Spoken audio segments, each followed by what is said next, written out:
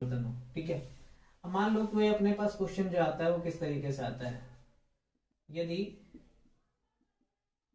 किसी चालक की लंबाई को दुगना कर दिया जाए, दुगना कर दिया जाए,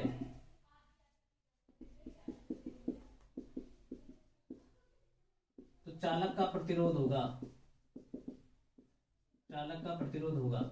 तो इस टाइप के जो क्वेश्चन होंगे, देखो आर समानुपाती क्या होता है एल, क्लियर चीज। अगर चालक की लंबाई को दुगना किया तो प्रतिरोध भी क्या हो जाएगा, दुगना, ठीक है। अब इससे बहुत सारे क्वेश्चन बनाए जा सकते हैं। अगर लंबाई को आधा कर दिया जाए तो प्रतिरोध भी क्या हो जाएगा, आधा हो जाएगा। यानी कि जिस अनुपात में आपको दे रखा है उसी अनुपात में आपको सॉल्व करना है। दूसरा टाइप क्या हो सकता है, ये बहुत आसान है, ये कॉमन हो गया। नेक्स्ट जो हार्ड टाइप होगा उसमें और डिटेल से देखेंगे कि केवल जब केवल चालक के क्षेत्रफल में परिवर्तन किया गया हो, ठीक है। तो देखिएगा जो प्रतिरोध है वो क्या होता है, क्षेत्रफल के विलोमानुपाती होता है। अब क्वेश्चन ऐसे दिए जाएंगे, अगर क्षेत्रफल आधा कर दिया गया, आधा कर दिया गया तो ऊपर चला जाएगा, तो रेजिस्टेंस क्या हो जाएगा, दुगना हो जाएगा।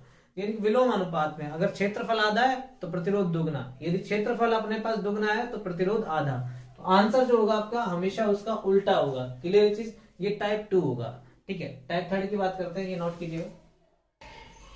तो देखिएगा ये बहुत आसान टाइप है। अब टाइप 3 देखते हैं। टाइप 3 में क्या होगा, दोनों में परिवर्तन होगा, लंबाई में परिवर्तन होगा और क्षेत्रफल में परिवर्तन होगा।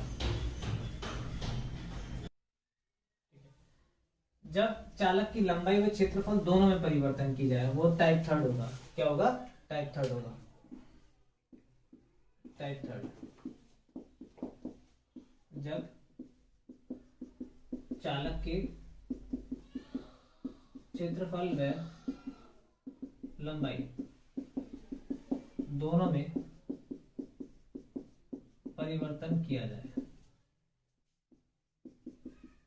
ठीक है, क्लियर चीज। अब देखिएगा यहां क्या होगा, क्वेश्चन आपको इस तरीके से मिलेगा कि मान लो कोई भी चालक है, उसकी लंबाई को कितना कर दिया गया है, दुगना कर दिया गया है, ठीक है। और क्षेत्रफल जो है उसको मैंने क्या कर दिया, आधा कर दिया। तो नया प्रतिरोध क्या होगा, ठीक है, आर डैश। तो आपको जनरली मालूम है कि आर बराबर क्या होता है, रो एल अपॉन ए, ठीक है। अब जो नई लंबाई है वो अपने पास, तो जो नया प्रतिरोध होगा आर डैश वो होगा रो, क्योंकि प्रतिरोधकता मेटेरियल थोड़ी चेंज किया उसने। ये एल डैश हो गया, ये ए डैश हो गया। तो यहाँ वैल्यू पुट कर दीजिए। एल डैश की वैल्यू क्या है, 2l, ए डैश की वैल्यू क्या है, a/2। यहाँ 2 ऊपर चला जाएगा, कितना हो जाएगा, 4 रो एल अपॉन ए। तो ये जो वैल्यू है अपने पास, ठीक है, ये किसकी थी, आर की। तो यहाँ क्या लिख देंगे, 4r। तो देखिएगा ये जो आर डैश है वो कितना टाइम्स हो गया, 4 टाइम्स, ठीक है। तो ये प्रतिरोध कितना गुना हो जाएगा, 4 गुना। इस टाइप की टाइप जो थर्ड होते हैं उसके क्वेश्चन इस प्रकार होते हैं, ठीक है, नोट कीजिएगा ये। तो ये टाइप 3 हो गया। टाइप 4 देखते हैं, ठीक है।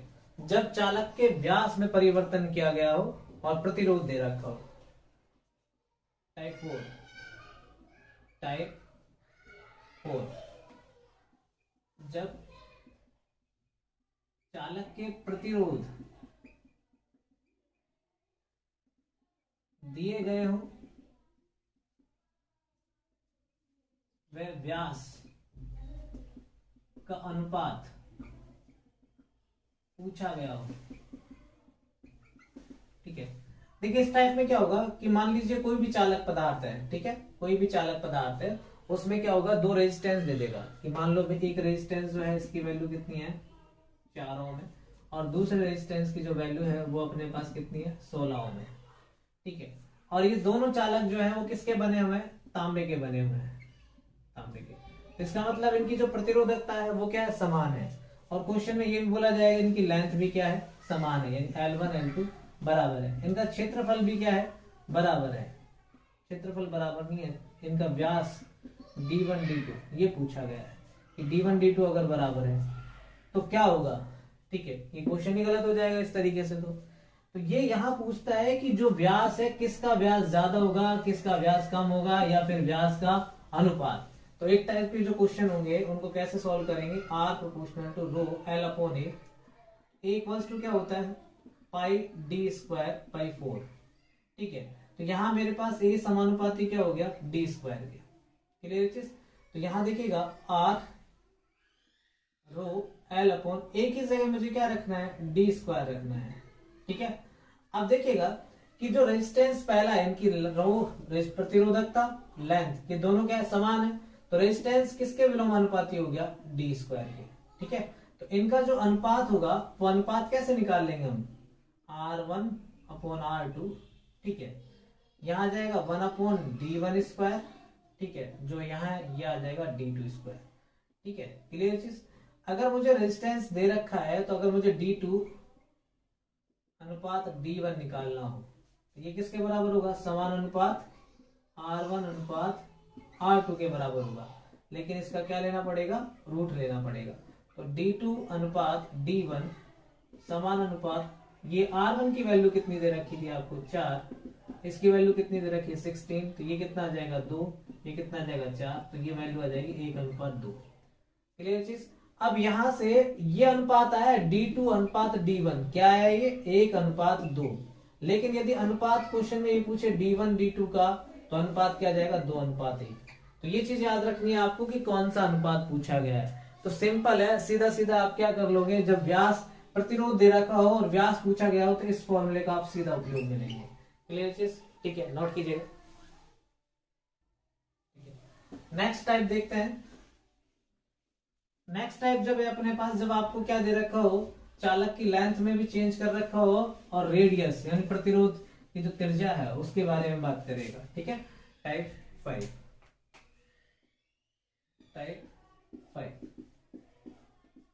जब चालक की लंबाई व त्रिज्या में परिवर्तन किया गया हो,